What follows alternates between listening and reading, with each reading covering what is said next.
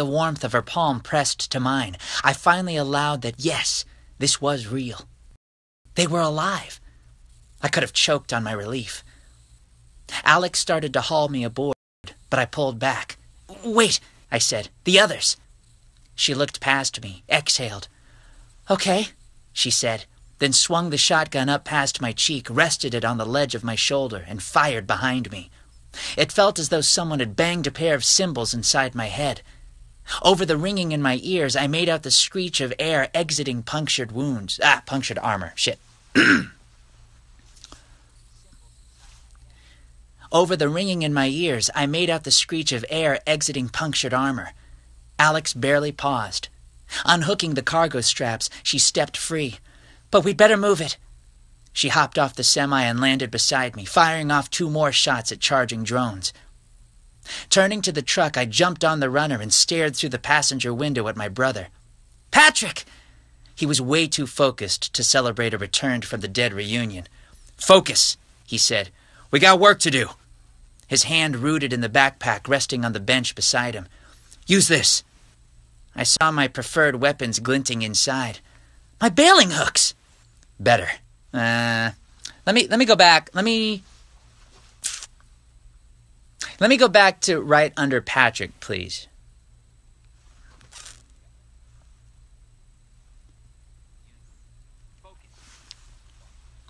We can come in right after the reunion if you want, right before focus.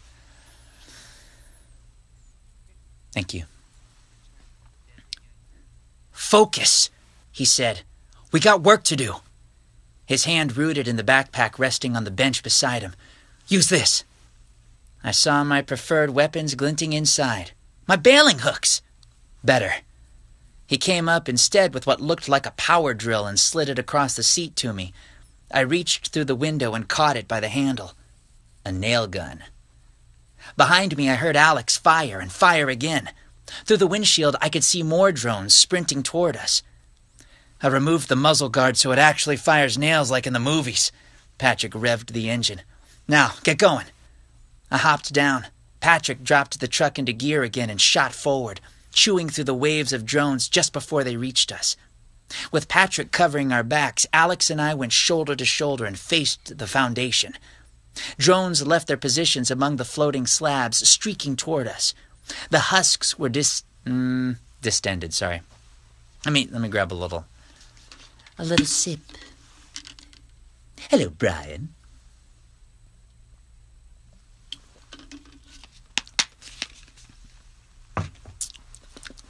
Okay.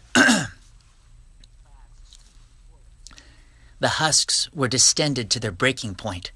The hatchlings squirmed more vigorously inside their humps. It seemed like they could sense the commotion. Alex wrinkled her nose against the stench as she fumbled to reload.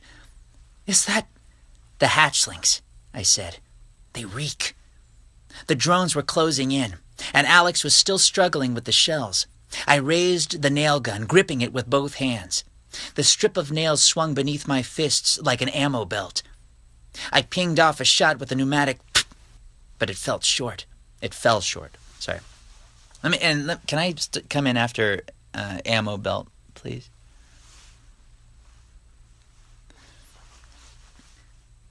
I pinged off a shot with a pneumatic, but it fell short.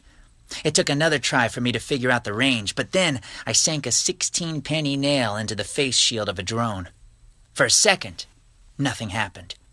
Then black mist piped out from around the nail, a tiny leak. The pressure grew stronger until it shoved out the nail, which clinked onto the concrete. The drone lifted his hands, trying to cover the hole.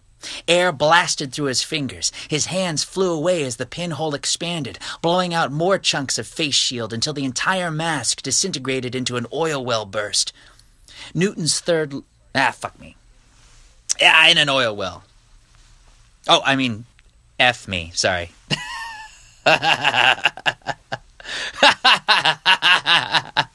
Sorry, Mom. Actually, I'm thinking about all the times... I think I've said fuck to my mom one time. And I could feel her shudder. And I'm like, "Mom, you realize you have a grandchild." Like I've said the word before.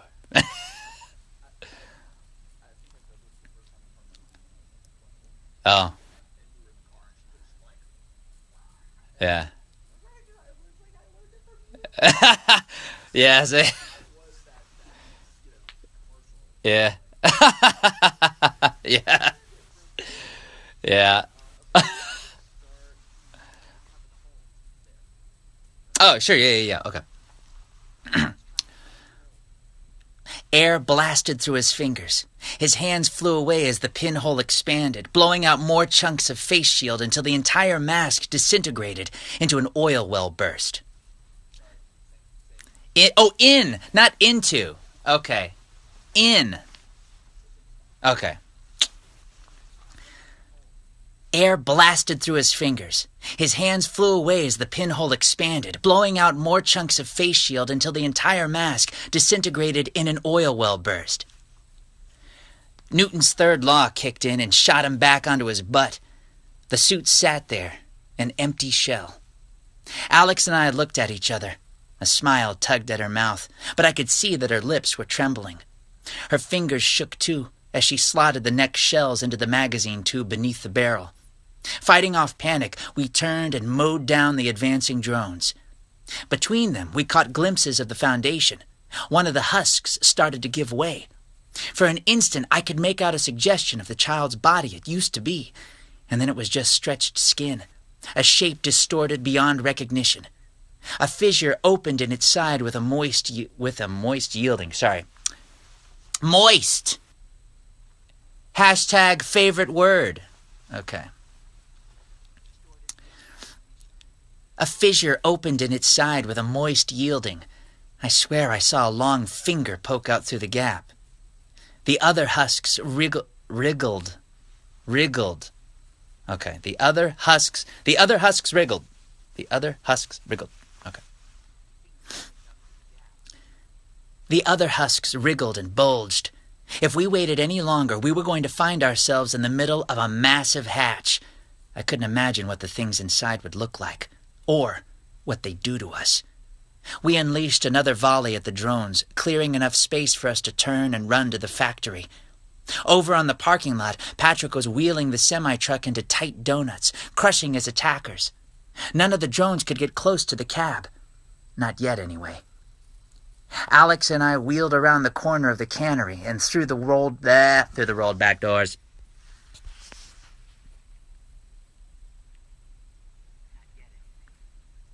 Alex and I wheeled around the corner of the cannery and through the rolled back doors. The hosts were waiting. They stood around the assembly line, blocking the wall of crated kids.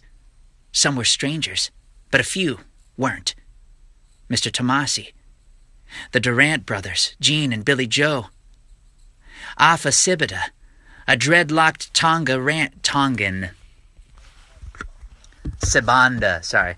So the Power Rangers, Saban Entertainment, Sabanda, okay, Afa Sabanda. Billy Joe is,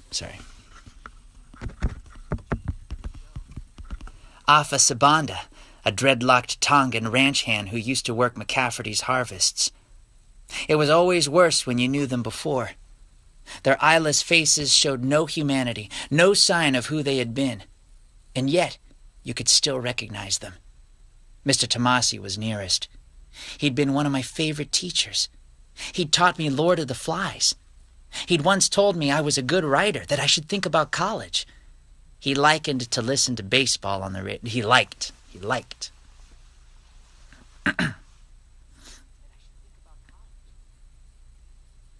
liked to listen to baseball on the radio. Lifting the nail gun, I fired a shot at his head. It missed the mark, puncturing his throat. Fluid oozed around the nail, draining down his chest. It had no effect.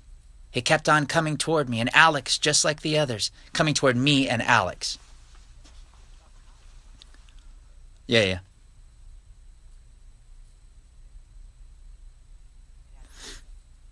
He kept on coming toward me and Alex just like the others, so I put another nail through his forehead. He fell. I looked at him there, lying still on the floor. Emotion rose up in me, but I beat it down. Not here. Not now. What was alarming, not alarming me.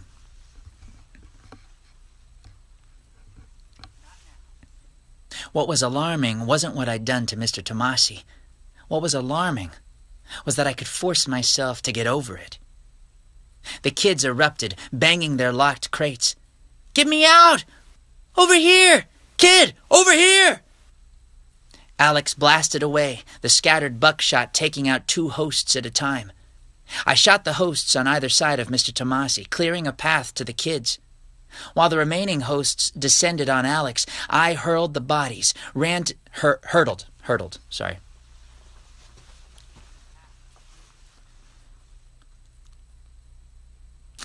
Okay.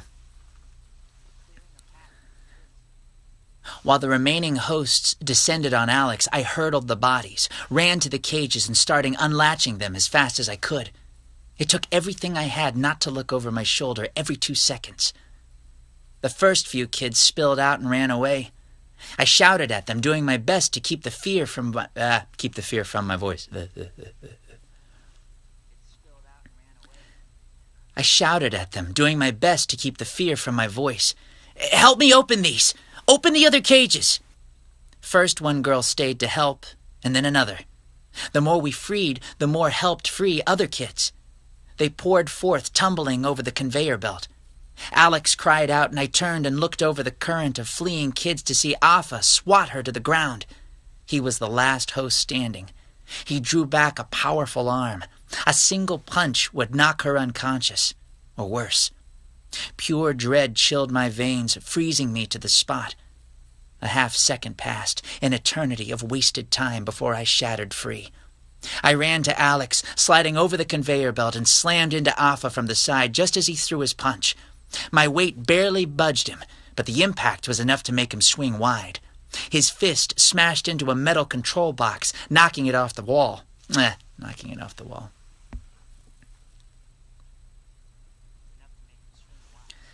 His fist smashed into a metal control box, knocking it off the wall. I bounced off him and landed next to Alex, the nail gun sliding away. We stared up as Afa turned.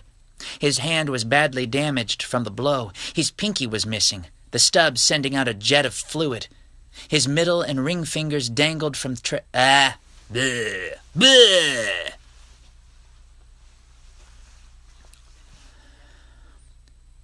His middle and ring fingers dangled from threads. The flesh at his remaining knuckles had been peeled back to the bone. With his good hand, he reached for the steel lever that operated. Operated! Operated! Operated!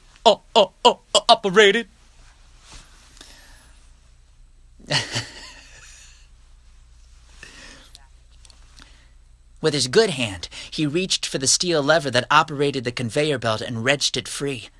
Wielding it, he came at us.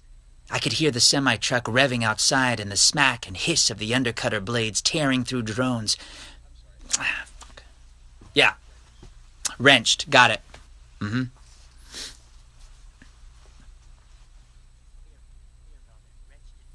Yeah, I hear what you're saying. Yeah. With his good hand, he reached for the steel lever that operated the conveyor belt and wrenched it free. Wielding it, he came at us. I could hear the semi-truck revving outside and the smack and hiss of the undercutter blades tearing through drones. Patrick was too busy to save us. Alex didn't have time to clear the shell from the shotgun, so she swatted it off with the stock. He knocked the shotgun aside. Alex and I backed to the wall. Arg. Alex and I backed to the wall, nowhere to go. Afa raised the steel lever. Then, something hit him from behind, shuddering his massive frame. He staggered forward. Another blow came, then another. The others were coming to our rescue, hammering into him like a wave.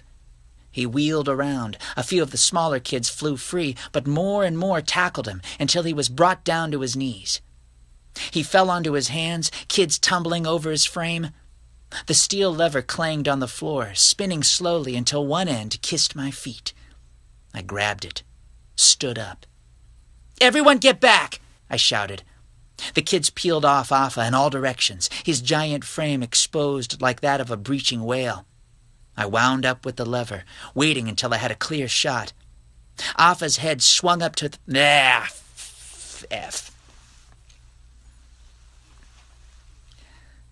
Afa's head swung up to face me. I looked straight through his eye holes. You wouldn't have thought a single swing could do so much damage. Afa shuddered on the floor. I can come in at that punch. Sorry.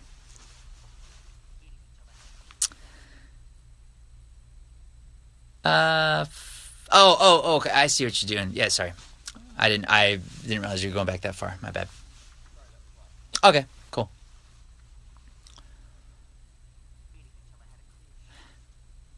Afa's head swung up to face me. I looked straight through his eye holes. You wouldn't have thought a single swing could do so much damage. Afa shuddered on the floor, his skull caved in, his hijacked brain done. For good. I heard my voice as if from a distance, the words coming out soft and husky. Sorry, it said to what was left of Afa. I'm sorry. I hoisted Alex to her feet. She grabbed the shotgun as she rose. The other kids and teenagers had poured outside, dodging drones, scattering in all directions, literally running for the hills. Since the battle raged on in the parking lot between Patrick's Mad Max truck and the drones, most of the kids made for the foundation, sprinting between the floating slabs. Alex grabbed my arm and pointed. With dread, I looked across to where the kids streamed between the husks. At first, I was confused by what I was seeing over there. The entire foundation seemed to be alive, a pulsing, organic mess. The movement wasn't just from the fleeing kids wending their way.